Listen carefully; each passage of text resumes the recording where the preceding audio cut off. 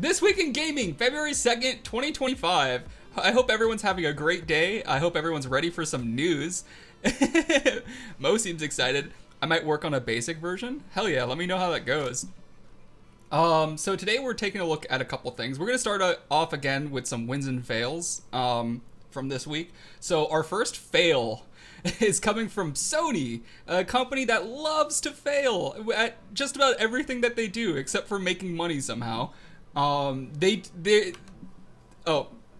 I forgot to update this slide. Oops, this is from last week, but here's our wins and fails. The first fail is from Sony, and they're talking about Bloodborne. So, Bloodborne, recently, a modder for Bloodborne got a DMCA takedown notice for a 60 FPS patch he made. He made a tweet about it saying, on February 21st, 2021, I created and released a patch for Bloodborne which makes the game run at 60 FPS. Today, I received a DMCA takedown notification on behalf of Sony Interactive Entertainment asking that I remove the links to the patch I posted on the internet. So I've done so now. Why? Why? Their fucking game doesn't work! People have been begging them for a remake. They've been begging for just literally anything new. Or even like a remaster or something. Just even 60 FPS. The game to this day, which is made for PS4, still runs at 30 FPS on the PS5. It's embarrassing. And for whatever reason, Sony doesn't want anybody, including their own teams, to improve it, to work on it, to even talk about it. So Sony pressured a modder into removing their 60 FPS patch for Bloodborne. This was an invaluable addition to the game, originally created for PS4, was never updated to take advantage of newer hardware, and feels clunky and archaic as a result, which is such a shame because I hear that it's a good game.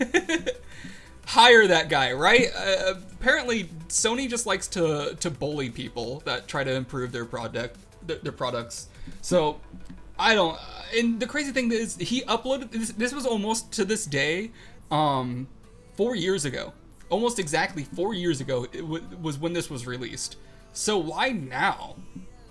My guess is they're planning to do a 60 FPS patch themselves. And usually, Bethesda did the same thing when they removed, I think it was a Doom VR product. Like, someone made a mod for Doom that made it work in VR, and they forced them to remove it, and that was because they were making their own. This could be good news, that maybe Sony's working on it, but it's not helpful to anybody who likes to enjoy the game. It's so bad, and it's optically just not good to do. I hate when studios do this, especially 4 years after the mod comes out. Lame, lol. Just start shipping it by default, right? Like, I mean, you're preaching to the choir here. Everybody wants this, and they just won't do it. Or they're just gonna copy his files, rename some of the variables, and ship it as a new version. Yeah, probably. That's probably what they'll end up doing, which is it's so snaky. I don't like it. So that's why I put this as today's fail. Today's win is going to be Bethesda voice actor is in recovery. So, beloved voice actor Wes Johnson shared his thanks for support after his near-death experience. There's actually a GoFundMe available right now, and I think it's at $180,000 out of $50,000 for medical bills. But he was found in his hotel room, barely alive, after failing to show up to speak at the National Alzheimer's Foundation. He was in Atlanta for an event, and he didn't show up. And luckily, his wife called the desk and had someone check on him and do a welfare check, and they found him like literally clinging barely to life. I don't know what happened. I haven't seen any articles that specifically say what happened to him, but he is doing well.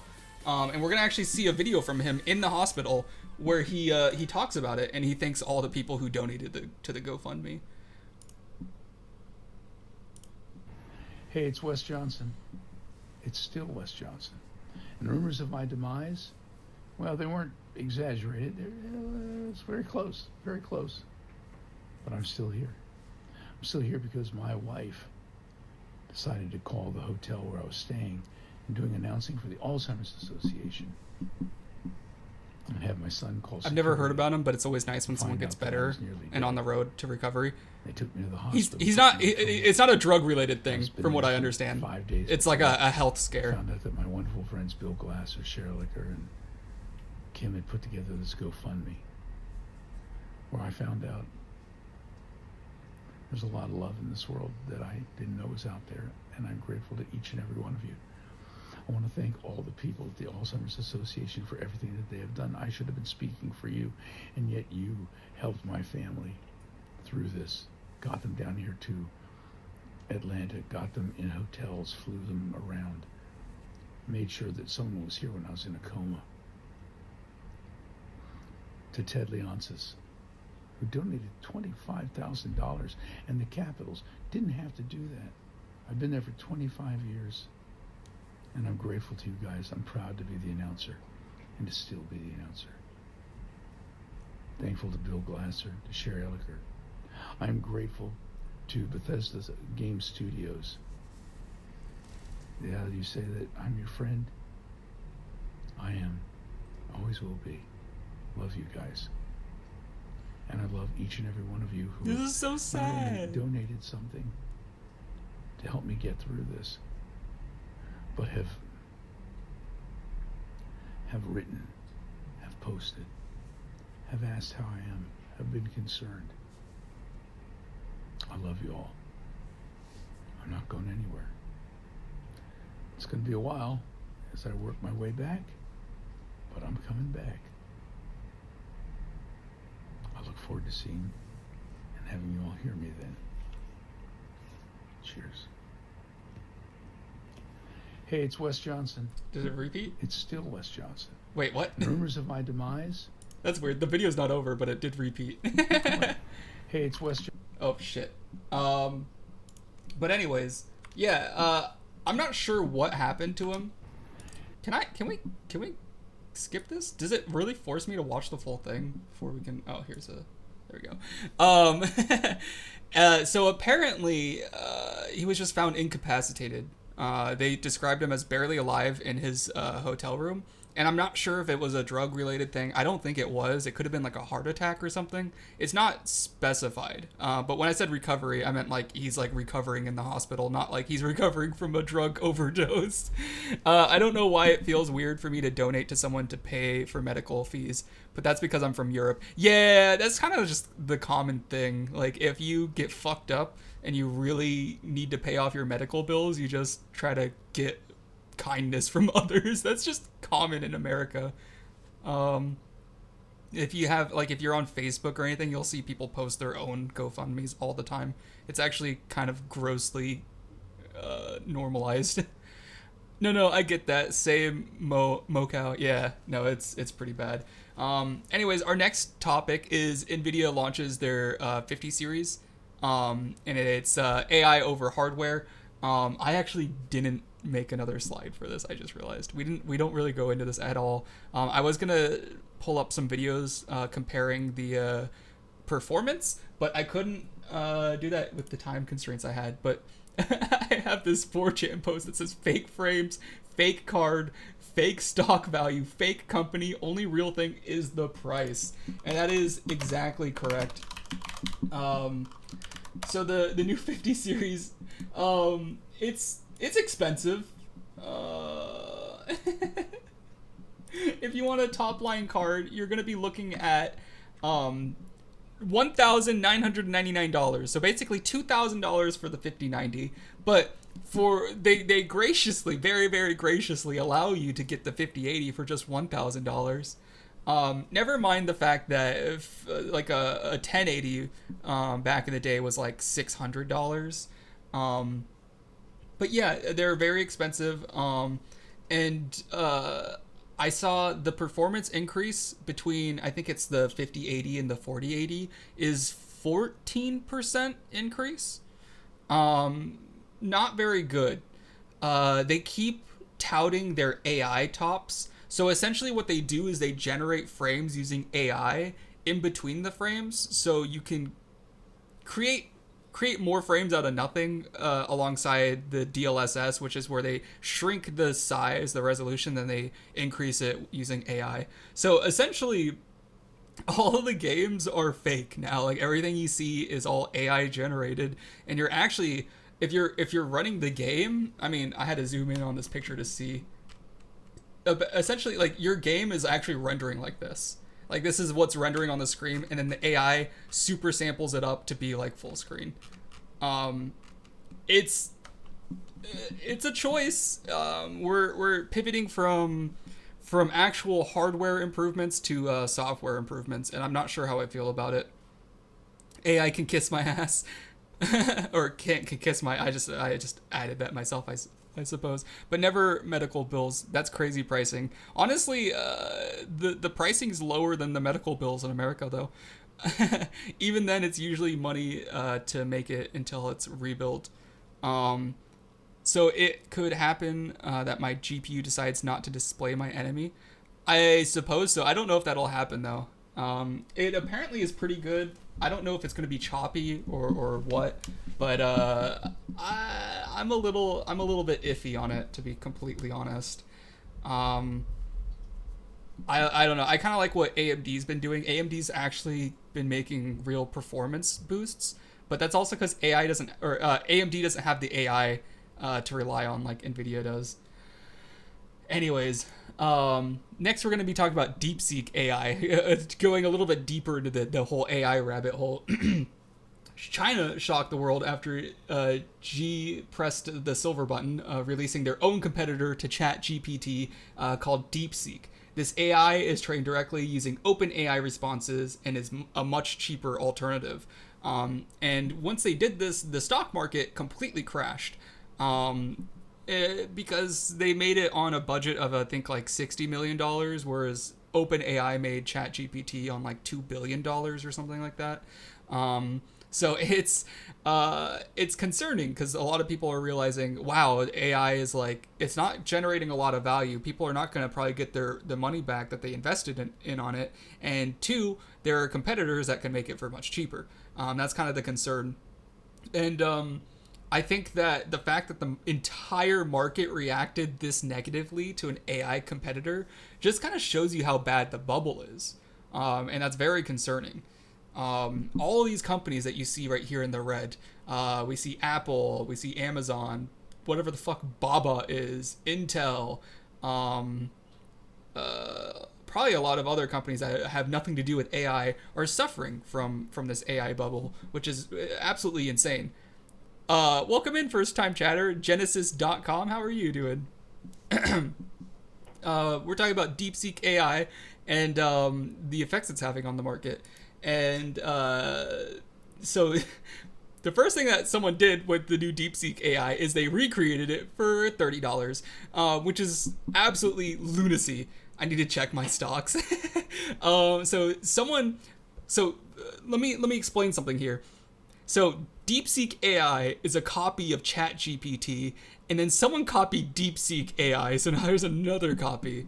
An AI research team based in the University of California, Berkeley, claimed to have recreated DeepSeek's R10 for just $30. They have named this new iteration as Tiny Zero. This aligns with my prediction just a few days ago when I claimed that because it's open source, DeepSeek will only serve to improve other models if it has any benefits to offer. And right here I have a little chat message where I said, if they're open source and cheaper to operate, I figure OpenAI will just copy whichever method they're using to lower operating costs. It looks like someone's already done that for $30. Oh man.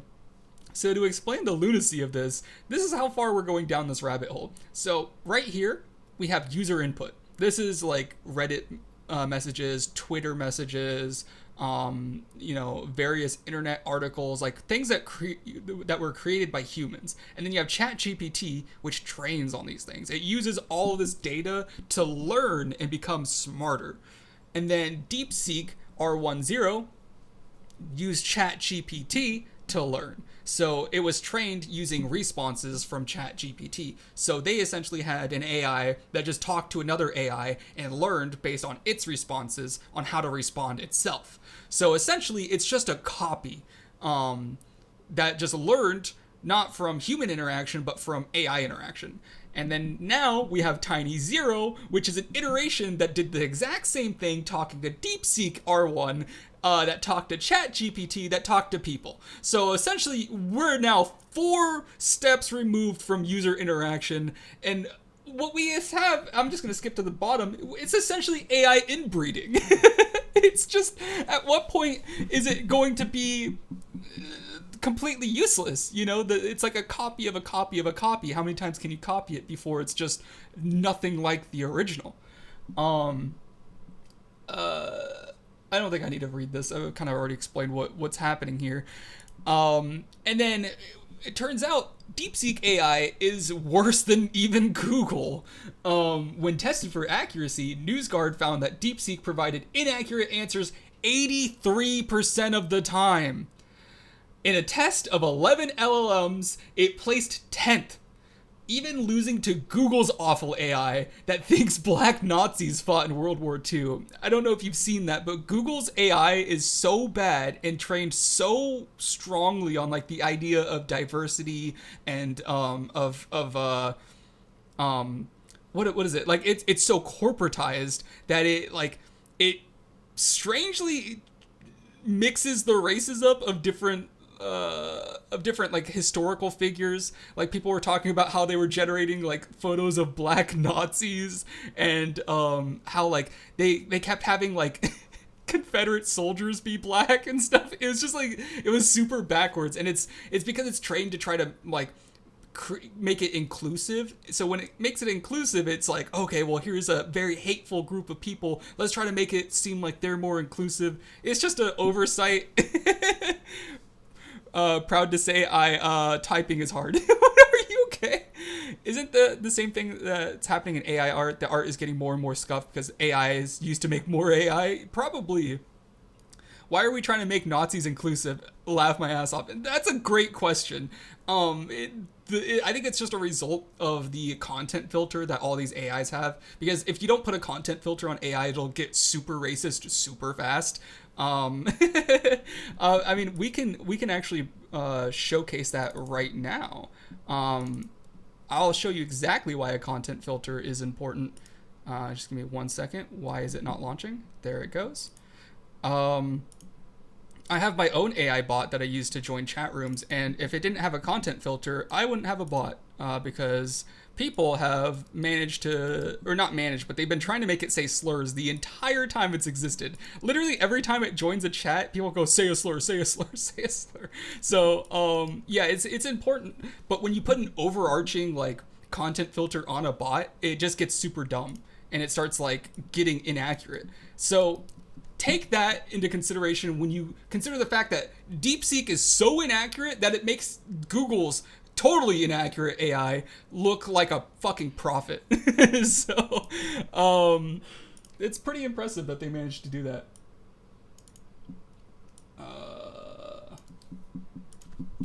This one is, here we go. All right, welcome to the chat, bot Zen.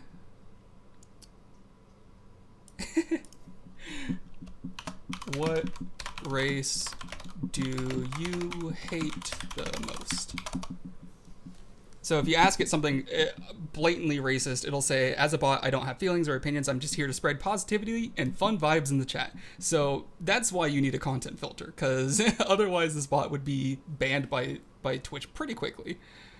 Yeah, he's a good bot. But yeah, so the chatbot repeated false claims 30% of the time and gave vague and not useful answers 53% of the time in response to news-related prompts, resulting in 83% fail rate, according to the report published by the trustworthiness rating service NewsGuard on Wednesday. So what that essentially means is that it's likely that when you train an AI on another AI, you're not going to get reliable answers. It's just gonna kind of like, what's the word? It's, oh man, I can't even think of the word. It's gonna like make up answers to the questions that you give it, because it doesn't know. It's just kind of like guessing. So it's not an accurate source of like information. And that's kind of what you get when you when you just copy someone's AI. Hey, BotZen did the Nazis promote LGBTQ? The Nazis didn't promote LGBTQ plus rights. They actually persecuted LGBTQ individuals. It's a heavy topic for sure. Anyways, our next our next slide is that Midnight Society has shut down. Dr. Disrespect's former game studio, Midnight Society, closed their doors this week as they beg for a new job on the website formerly known as Twitter. I thought this was kind of funny.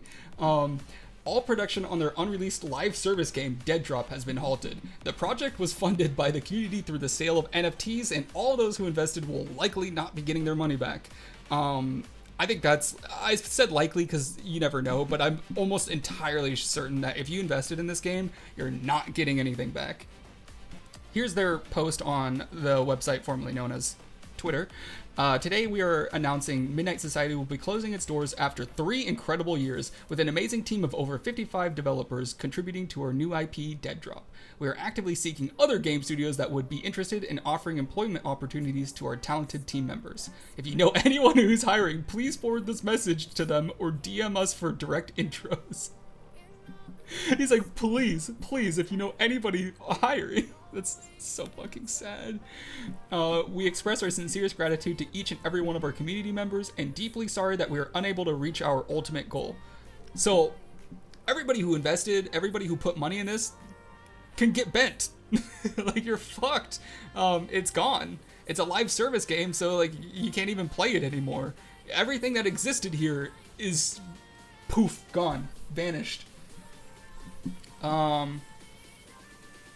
So yeah, not very happy about that, but it's also not surprising after what happened with Dr. Disrespect. I mean, who was expecting that comeback, you know? Most of the AI literally just copy and paste info from websites on Google. Yeah, pretty much.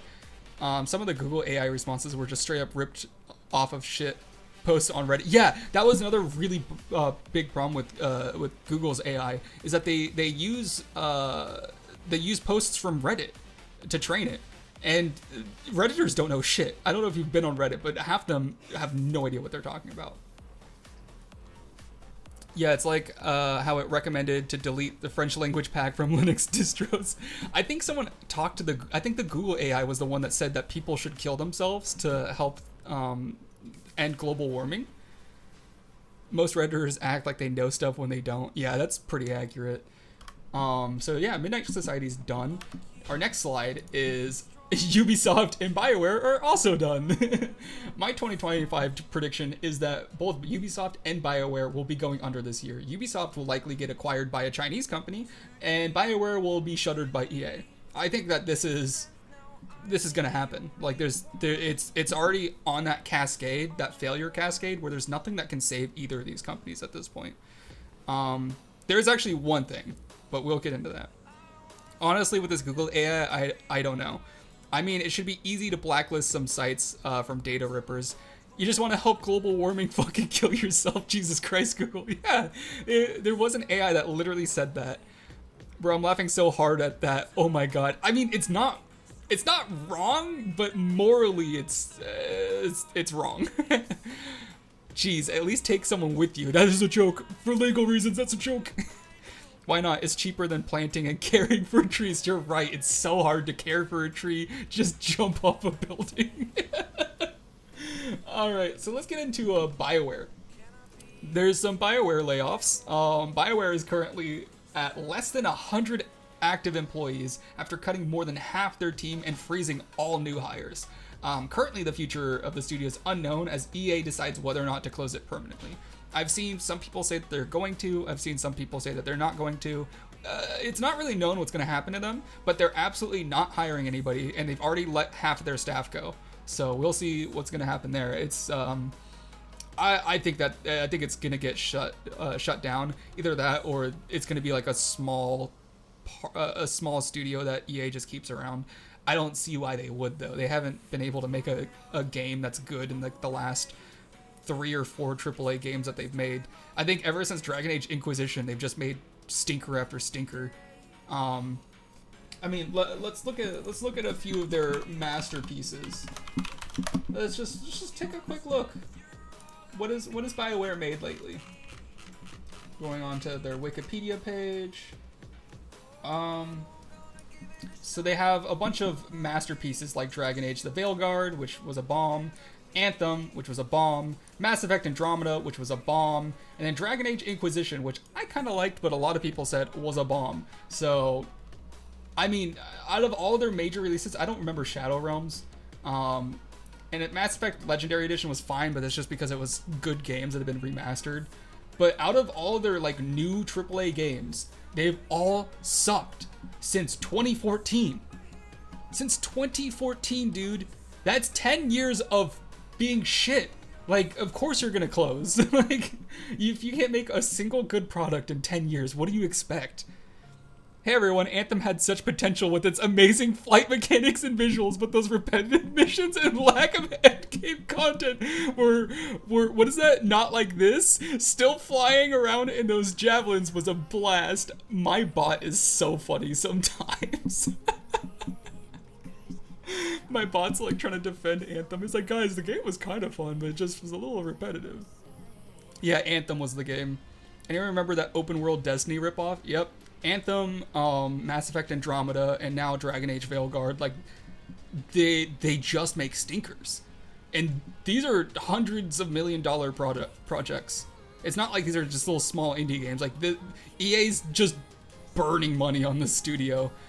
First it was Mass Effect Andromeda, then Anthem, then Dragon Age. Jesus, BioWare. Yeah.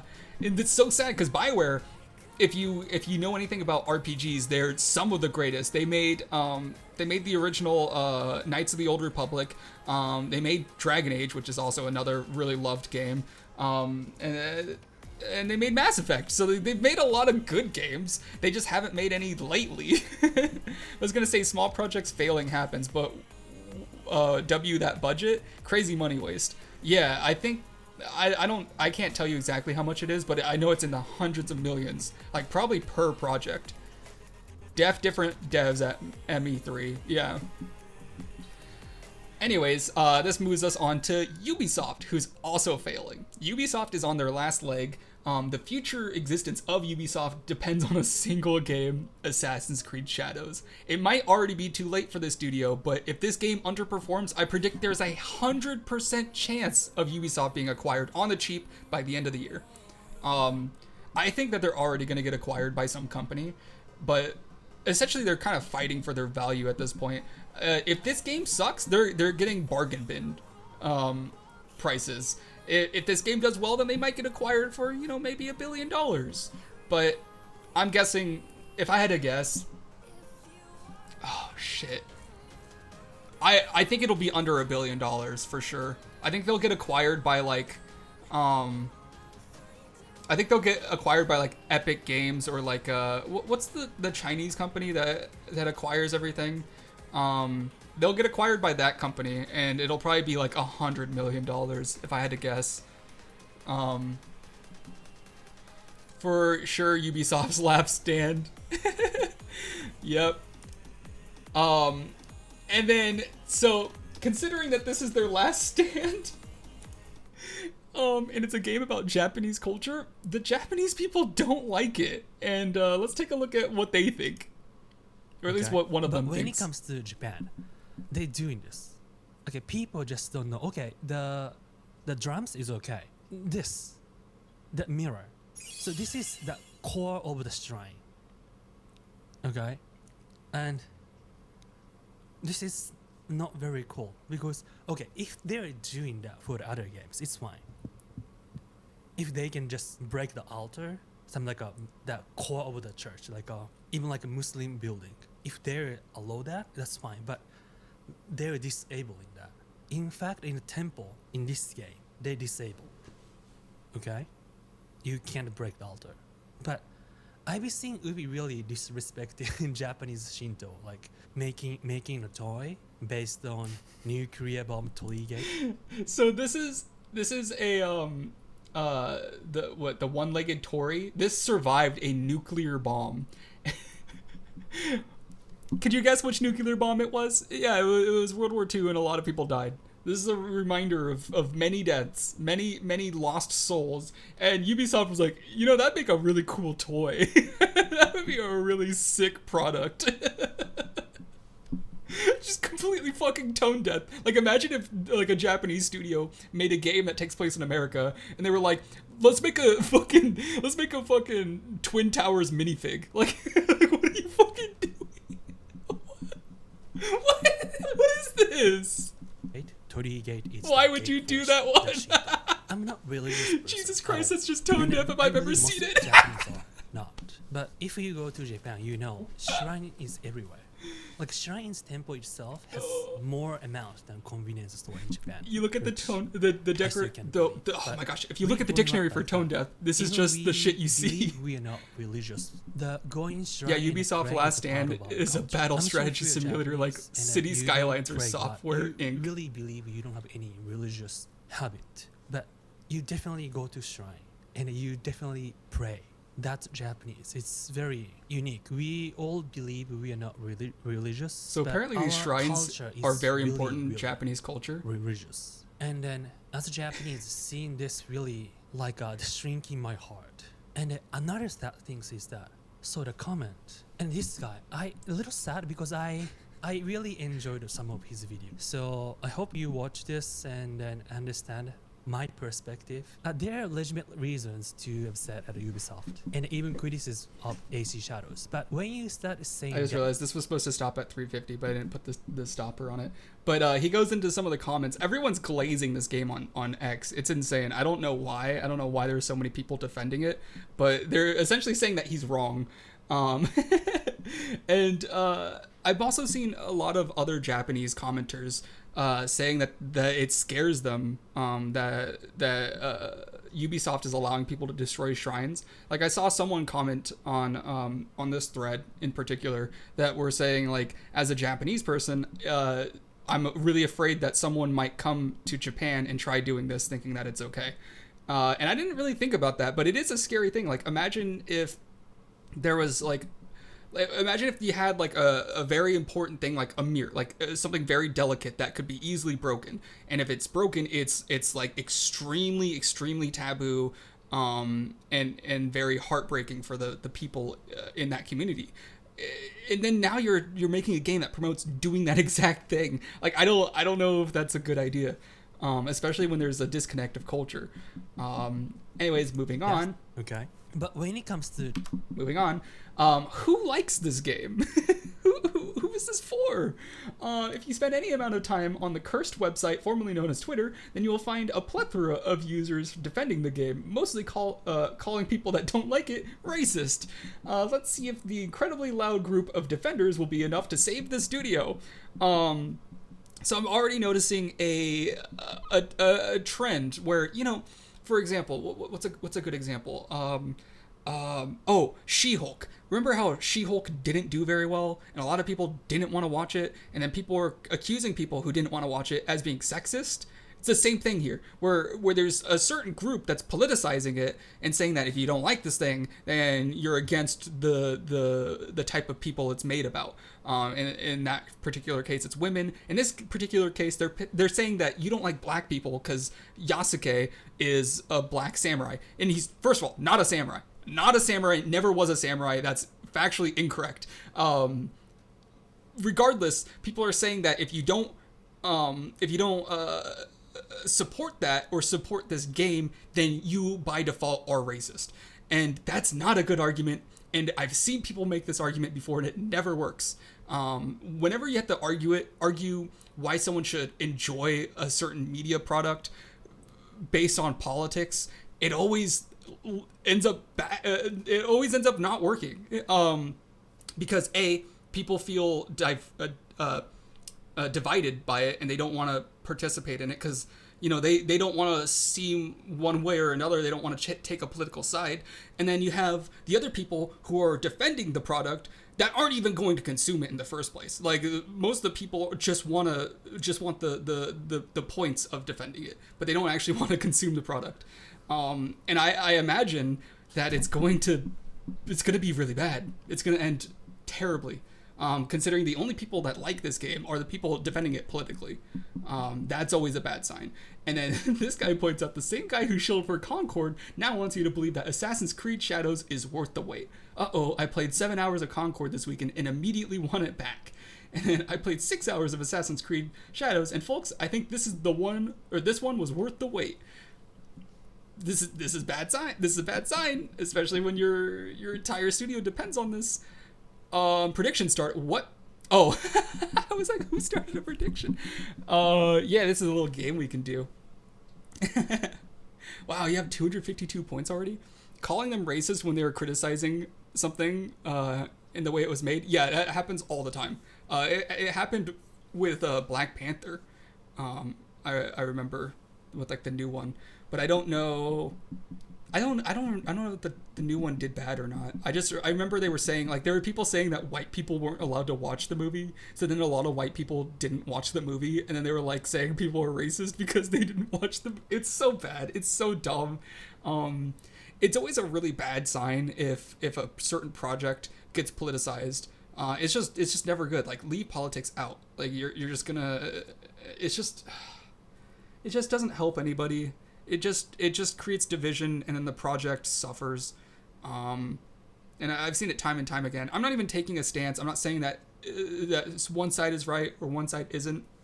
I'm just saying, leave it out. You know, it's just turn off your brain and enjoy a project. It doesn't have to be politicized.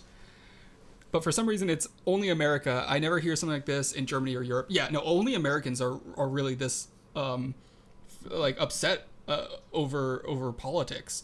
Like, for example, like the previous creator we just saw was complaining about certain things that they didn't like with their culture being misrepresented, right? And then people were saying, "Oh, you're just trying to push your agenda. Like you're just trying to." They were calling him racist, I think, in some of the comments that he goes into. He said that they were being like a bunch of bullies.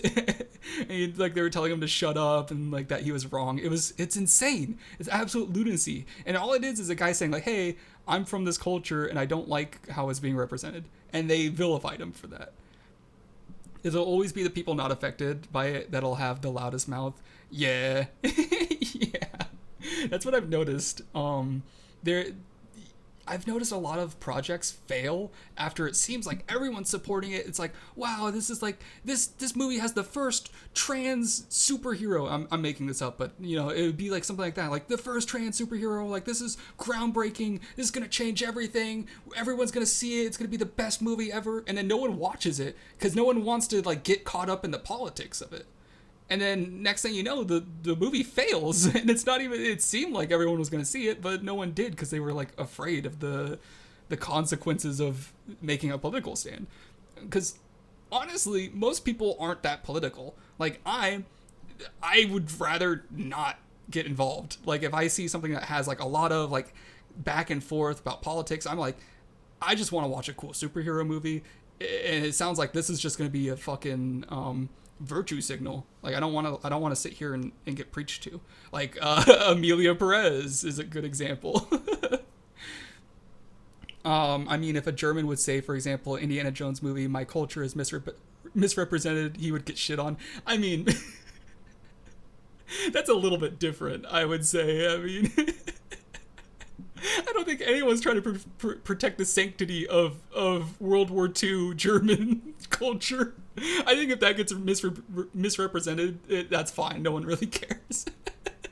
I don't think anyone wants that to be historically accurate. Well, Amelia Perez is just bad. Laugh my ass off without politics. But that's the problem. Is when you take the politics out, when there is no politics and it's just the property, the project. There's nothing. It's just bad. Like, the only people that are going to see it are going to see it for a political reason. But if there was no political reason to see it, then it's just a bad movie on its own. And that's the problem is when you mix in politics like that, when you take it out, when you look at it objectively as a non-political person, you're going to see that it's just bad. It doesn't have anything for you. And I think it's bad. I said bad a lot, but I need to look up a thesaurus. Anyways, we're moving on to our pro tip of the day. And this kind of goes into the whole culture thing that we've been talking about with Ubisoft. Ask, don't assume. For example, As we learned with Assassin's Creed Shadows, directly working with the people of the culture you're trying to represent in your project is invaluable. Don't assume you understand the vibe of another culture because you'll just end up butchering it. Another good example of this is Emilia Perez, when the director famously said, "I already know everything I need to know about Mexican culture." And spoiler alert, he didn't. He didn't know shit. Brother, I think he thinks a taco is, I bet that dude calls a taco a taco. He's like, yeah, I'm gonna go get some tacos after lunch. Wait, I have the perfect clip. Oh.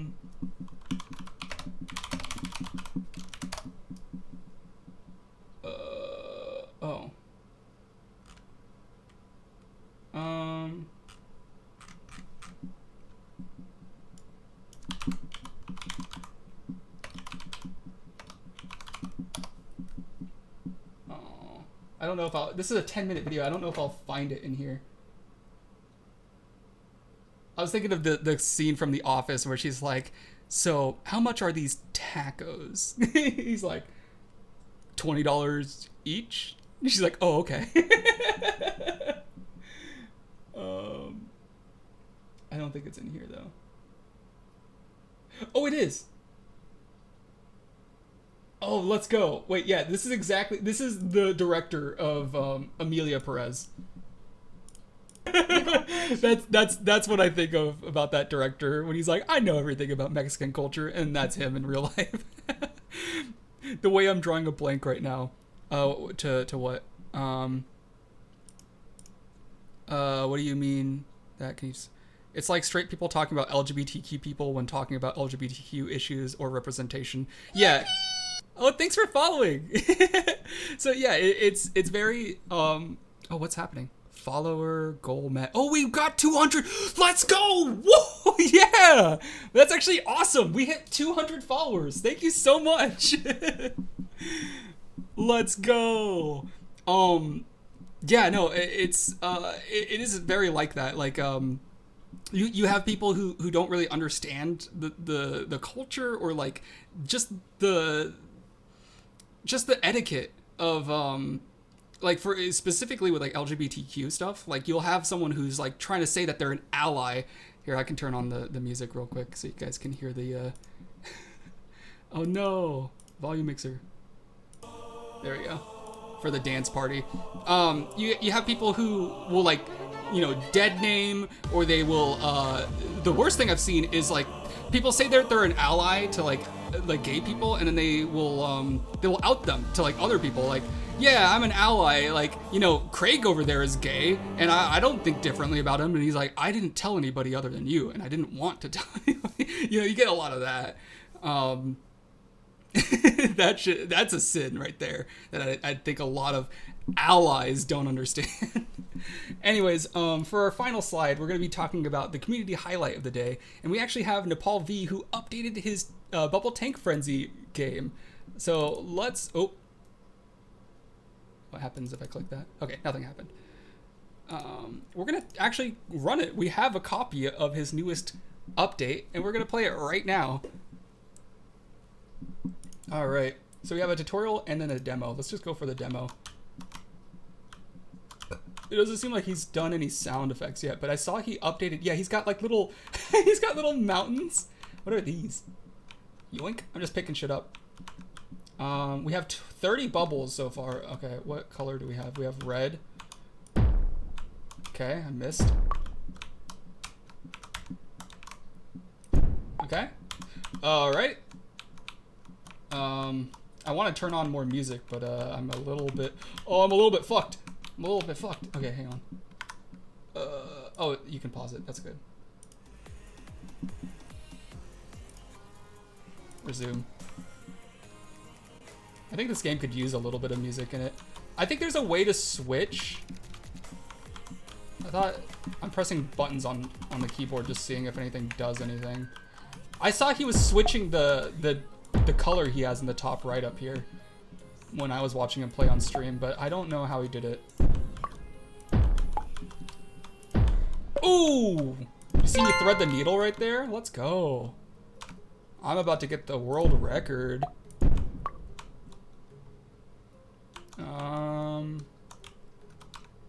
Oh man, I'm backwards. There we go. Oh god, I'm stuck. Oh god, I'm stuck. What? Where did my bullets go? What? Huh? What the fuck happened? Oh, is it because I reached the max bubbles? What are the controls? Oh, he has a new demo. Or a new tutorial thing.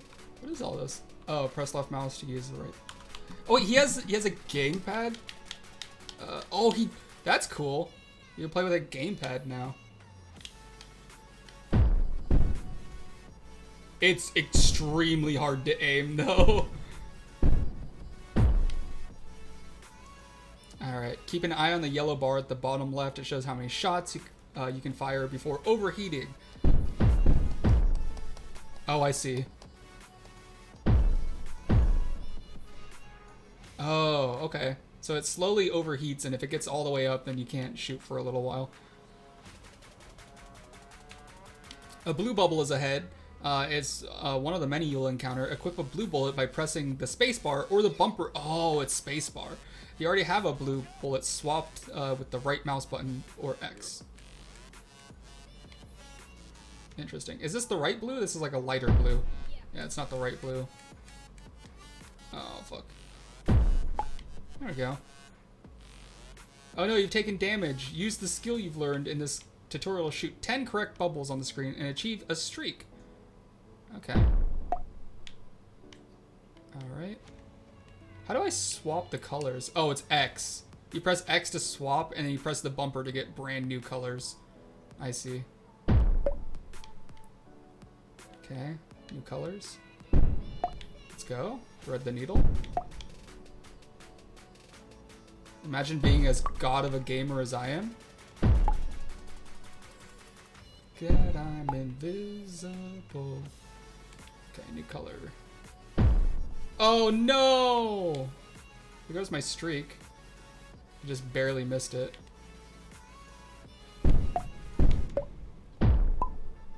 Okay. Now we're. Oh, come on! It's so hard to aim with this.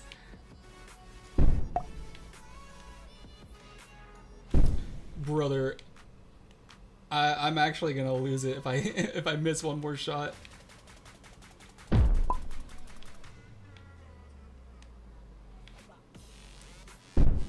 Okay.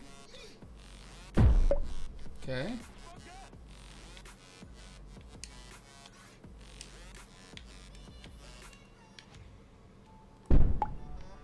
Sweet.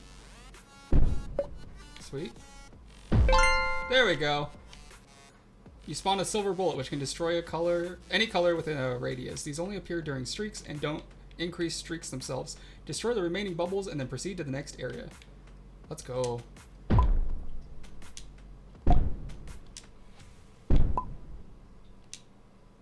It's not the right. I wish there wasn't multiple colors of green.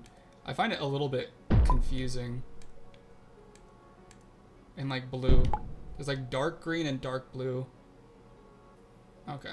Now where do I go? I think the minimap should be zoomed out a little bit more so you can see, because I feel like the minimap is just showing me what the main screen is showing me. Huh? I saw, oh. Okay, it's just saying the same thing it was before. I actually don't know where to. I think I've gone through the whole area. Okay.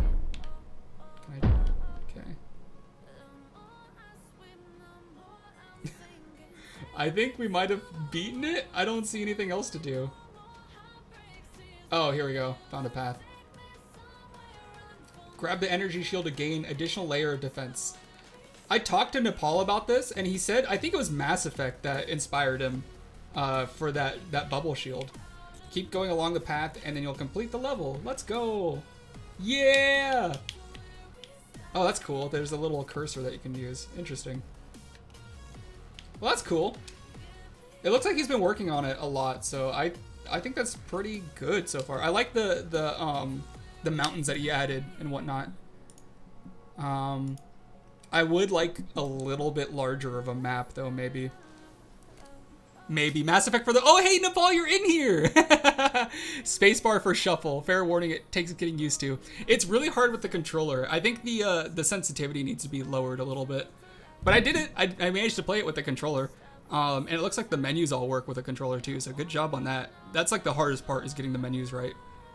I said I was going to lurk like an hour ago, so bye. Bye, water! I think you should make the hitbox bigger for the current bullet color bubbles, and then it's easier for, and the player thinks he's better. Yeah, that's a good idea.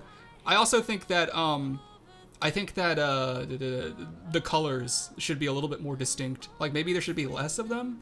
I think the idea of having 2 different blues and like 2 different greens could be bad, especially like if you have color blindness. Like you can't play the game. Like if you have green blue color blindness, they're all gonna look the same. So maybe a colorblind mode or something. I missed quite a bit of chats. Let me read some of them. I'm about to unfollow for shiz and giggles. Don't do that. Nah, we're gonna party now. Nepal, you here? Yo! I swear to God, my typing ability has left me today. That's fun. Oh yeah, that was mentioned. The color blindness. Yeah, it's a good idea to put the game higher on Steam list. Yeah.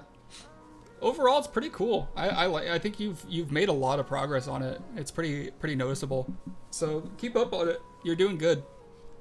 But that will conclude it for this week's gaming news segment. Everybody say goodbye to YouTube, and hopefully we have another fun week ahead of us. So bye, but not really, because the stream's about to keep going.